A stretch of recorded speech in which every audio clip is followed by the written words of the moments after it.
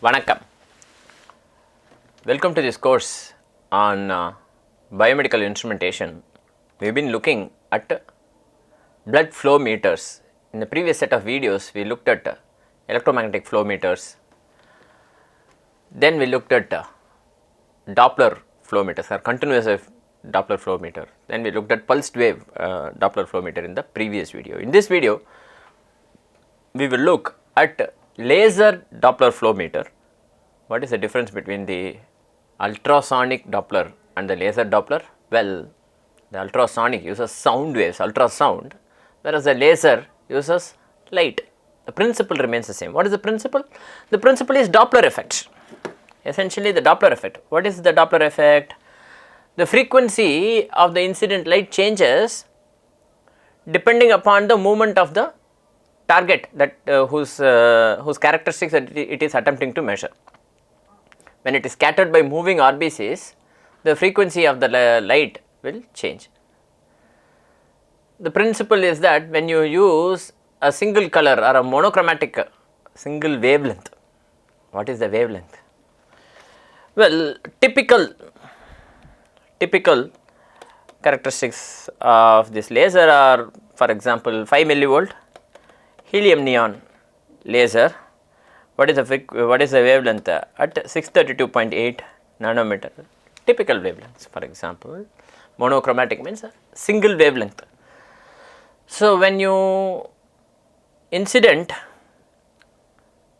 a monochromatic laser onto the skin or tissue, it essentially gets scattered, and the characteristic of the scattering will depend on the moving things, because if scattering will also be due to things that are stationary, structures that are stationary, but they will not cause a change in the frequency. A change in the frequency is caused by flowing blood or moving red blood cells that undergo a frequency shift. Essentially the same principle, frequency shift, and this frequency shift, it turns out, is proportional to the velocity of the flow.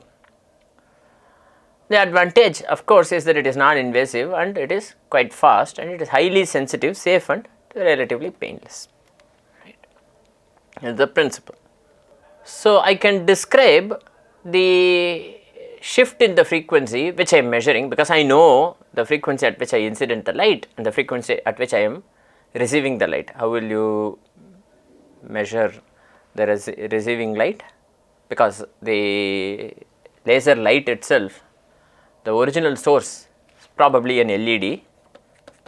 How do you measure the received light?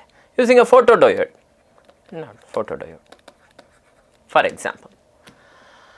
And I know the characteristics of the received light and the incident light, and so I know the frequency shift that has happened. And that is essentially a function of 2 times the velocity of the flow times cos theta, where theta is the angle between the incident beam and the direction of motion. Do you know the direction of motion? In many cases you do know the direction of motion, but not always. Divided by lambda. So, this is 2 times the velocity of the flow cos theta divided by lambda, where lambda is the wavelength of the laser light. So, what else are part of the signal processing pipeline? Well, filtering, weighting, dividing, squaring are all part of the signal processing pipeline for this analysis. So, with this we come to the end of this video. In this video we looked at laser Doppler flow meter. Thank you very much for your attention.